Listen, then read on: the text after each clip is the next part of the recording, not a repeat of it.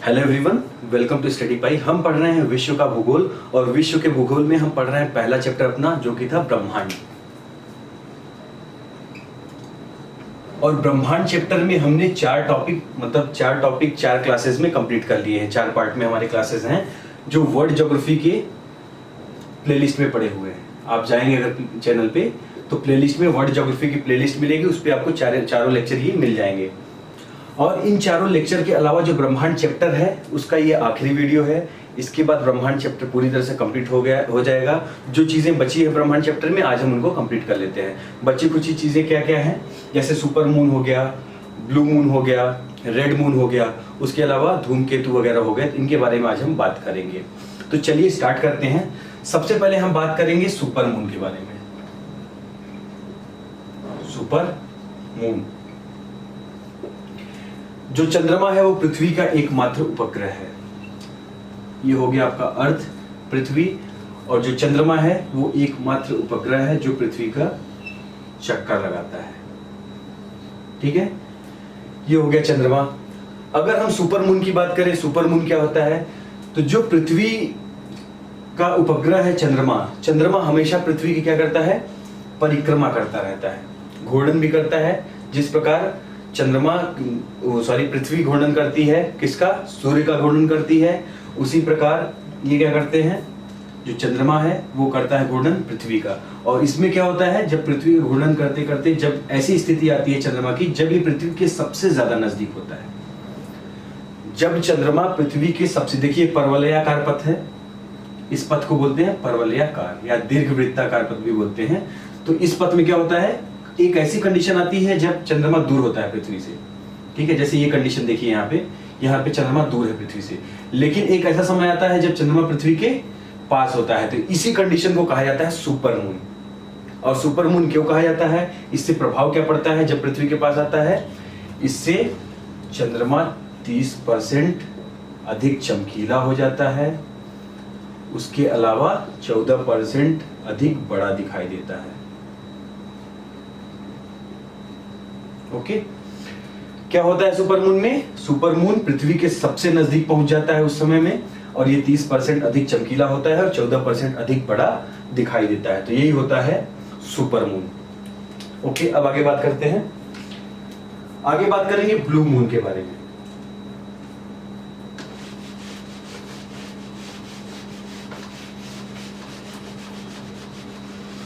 Blue moon क्या होता है,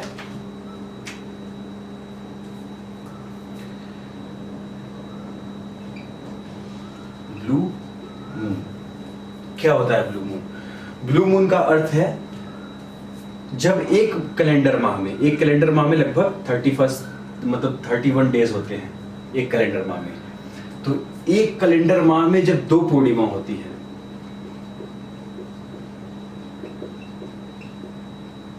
ठीक है, एक कैलेंडर माह में जब 2 पूर्णिमा होती है तो उसको कहा जाता है ब्लू मून। सामान्यतः एक पूर्णिमा होती है, लेकिन जब ये पूर्णिमा 2 हो जाए, पूर्णिमा की संख्या कितनी हो जाए, 2, तो ये कहा जाता है ब्लू मून। समझ में आ गया। अब आगे देखते हैं। ये सामान्यतः होता है 2 से 3 वर्षों में होता है। ये चीजें लगातार नहीं होती, ये 2 से 3 वर्षों में होती हैं, जब क्या होता है कि पूर्णिमा का जो चांद है वो 2 बार दिखाई देता है मंथ में, एक माह में। आगे बात करते हैं।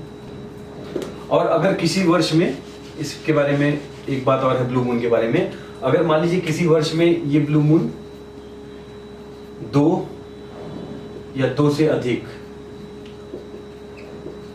अगर 2 या 2 से अधिक बार हो जाता है किसी वर्ष में, तो उसे क्या कहा जाता है, उसे ब्लू मून ईयर कहा जाता है, ब्लू मून ईयर। और ऐसा वर्ष अभी फिलहाल में था 2018। ठीक है, 2018 में ब्लू मून ईयर घोषित किया गया था, क्योंकि उसमें 2 या 2 से अधिक बार क्या हुआ था, ब्लू मून। आगे पढ़ेंगे हम लोग रेड मून के बारे में।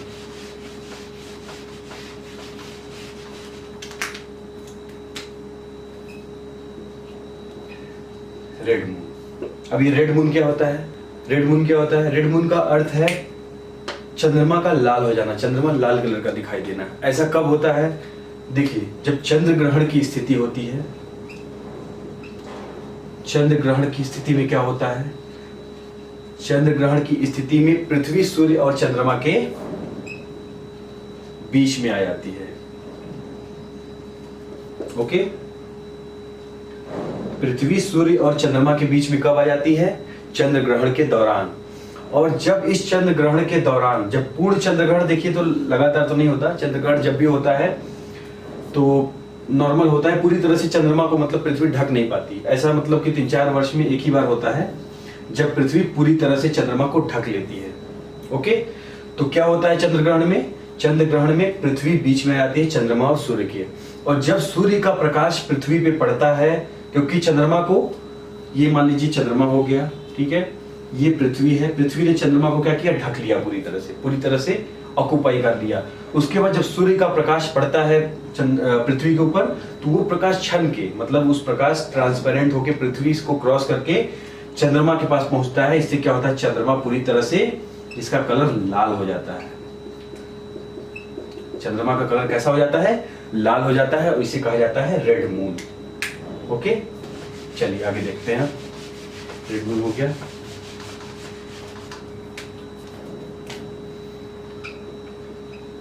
उल्काश्म एवं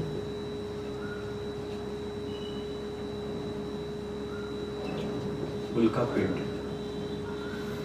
उल्काश्म और उल्कापिंड क्या है? उल्काश और उल्कापिंड हमारा जो सौरमंडल है, इसमें बहुत प्रकार के धूल के कण पड़े हुए हैं। धूल और मिट्टी के कण चारों तरफ फैले हुए हैं। ये चारों तरफ पूरे सौरमंडल में क्या करते हैं? ये चक्कर लगाते रहते हैं। और यही धूल और मिट्टी के कण जब कभी वायुमंडल में आ जाते हैं, जब वायुमंडल में आते हैं तो पृथ्वी क्या करती है? पृथ्वी में चूंकि गुरुत्वाकर्षण पावर है, गुरुत्वाकर्षण शक्ति है, तो क्या करती है ये पृथ्वी से अपनी ओर आकर्षित करती है धूल मिट्टी के कणों को।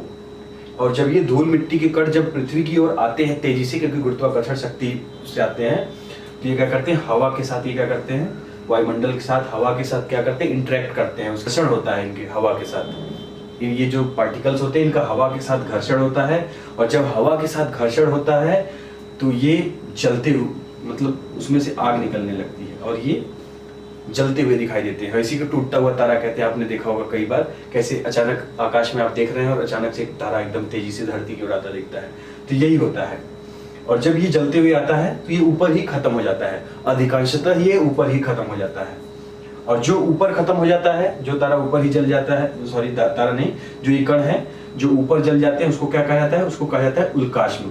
लेकिन कभी कभी ऐसा होता है कि ये उल्काश्म पूरी तरह से जल नहीं पाते और पत्थर के रूप में, चट्टान के रूप में पृथ्वी में आ गिरते हैं। और जब चट्टान के रूप में पृथ्वी में आ गिरते हैं तो इन्हें कहा जाता है उल्कापिंड।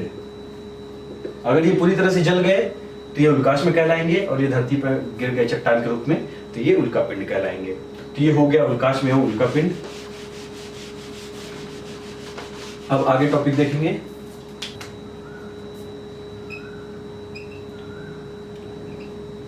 पुच्छल तारा या धूमकेतु। पुच्छल तारा या धूमकेतु सूर्य के चारों ओर, सूर्य से थोड़ा दूर ऐसी जगह पे रहते हैं जहां पे अंधेरा रहता है, अंधेरी जगहों पे।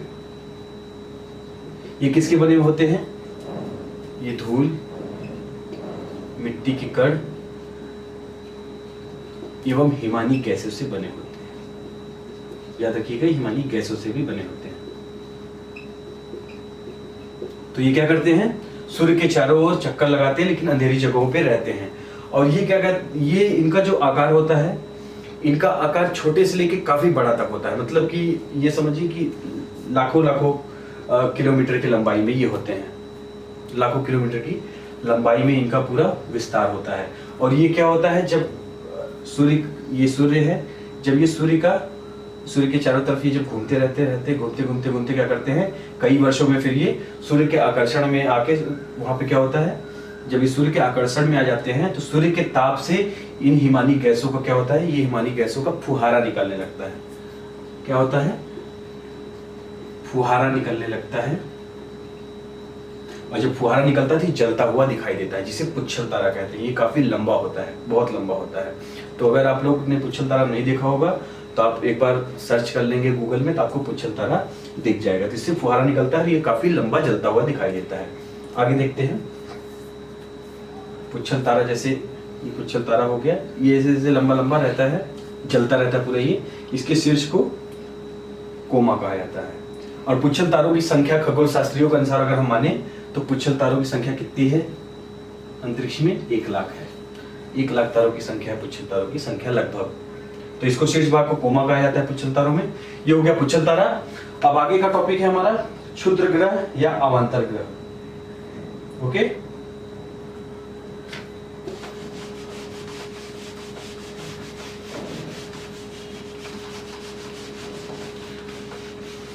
क्षुद्र ग्रह या अवांतर ग्रह ये क्या होते हैं?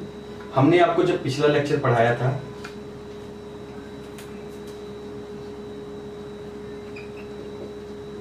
क्षुद्र ग्रह, हमने जब आपको पिछला लेक्चर पढ़ाया था तो हमने आपको वहां पे बताया था कि मंगल और बृहस्पति जो ग्रह था उसके बीच में हमने सौरमंडल में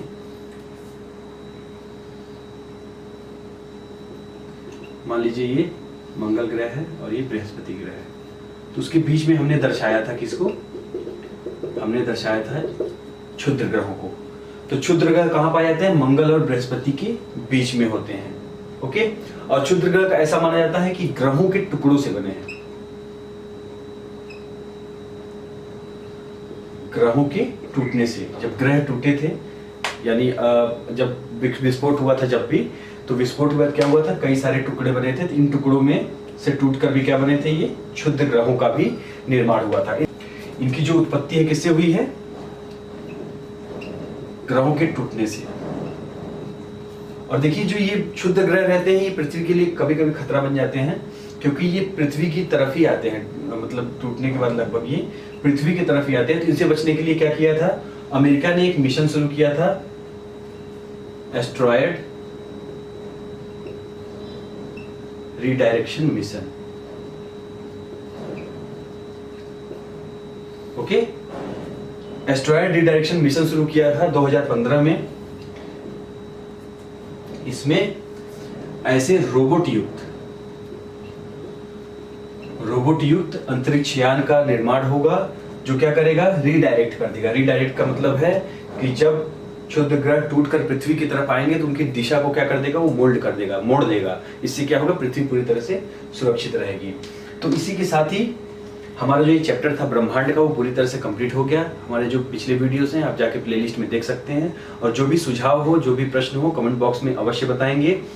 आगे का जो चैप्टर है जल्द ही अपलोड किया जाएगा। कल आपको जहाँ तक है दूसरा जो चैप्टर है हमारा उसका पहला वीडियो आपको मिल जाएगा। तो आज के लिए बस इतना ही। मिलते हैं नेक्स्ट लेक्चर में। अगर आपने चैनल को विजिट नहीं किया तो एक बार विजिट कर लीजिएगा। उसमें आधुनिक भारत के भी वीडियोस पड़े हुए हैं जो काफी अच्छे तरीके से समझाए गए हैं। तो थैंक यू वेरी मच। चलते हैं, मिलते हैं फिर से नेक्स्ट लेक्चर में। Okay, all the best.